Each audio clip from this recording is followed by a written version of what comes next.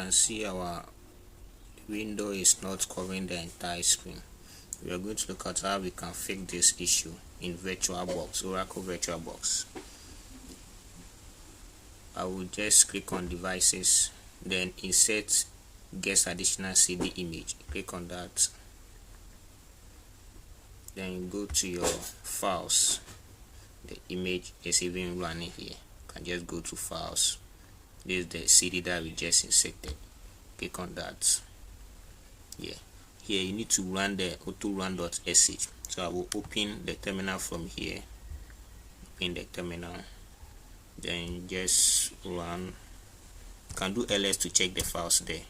See, we have run.sh here. Just run it straight.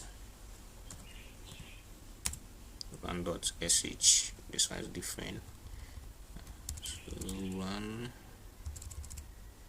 it's autorun rather. Alright, then hit enter. As for password, just enter your root password.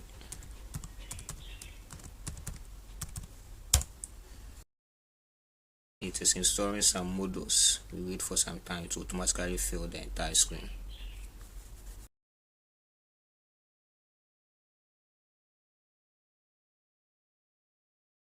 Yeah, it works right.